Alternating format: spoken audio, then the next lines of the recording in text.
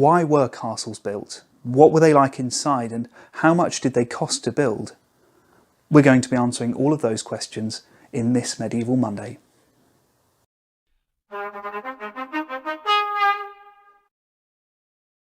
Are you looking for a grand palace to call home? A courtroom to dispense justice? 900 years dungeon? A jail for your prisoners of war? A stronghold of defence?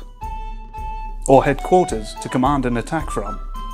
Perhaps you need a treasury to keep your hard-taxed money in? Or a church to confess your sins to?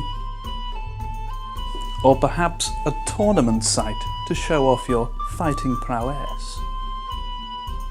Maybe a grand feasting hall?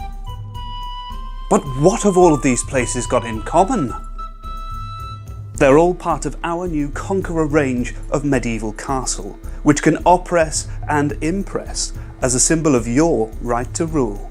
So that probably wasn't the sales pitch that was used to convince William the Conqueror to start building castles across England, but castles were built with all of those kind of things in mind.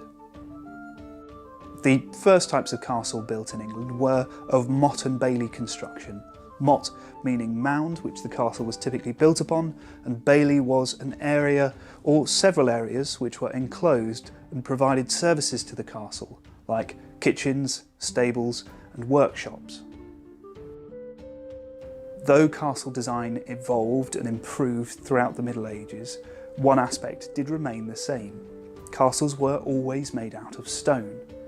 Often, stone would be brought in from different regions of a country, and sometimes stone would even be brought in from different countries entirely. The limestone used to build Norwich Castle came from France. It was quarried from the ground, loaded onto carts, taken onto ships, which sailed across the sea and eventually arrived in Norwich to build the castle.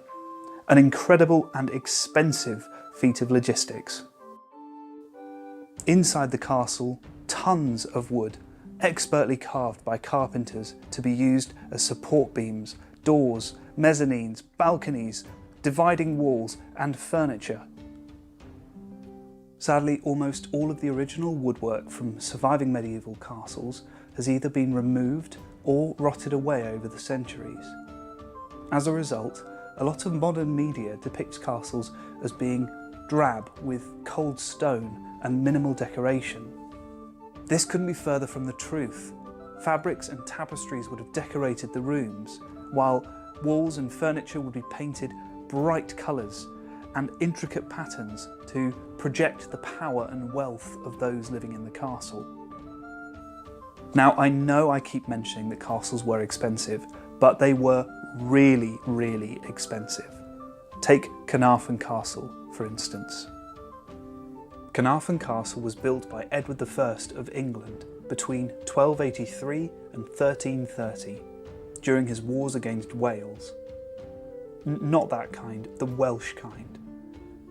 It cost between £20,000 and £25,000 to finish, and at the time, England's annual tax revenue was roughly £26,000. Converted into modern-day currency, Carnarvon Castle would have cost roughly £133 million to build. That's not a bill I would like to pay, and yet Edward built 10 castles in Wales during this time.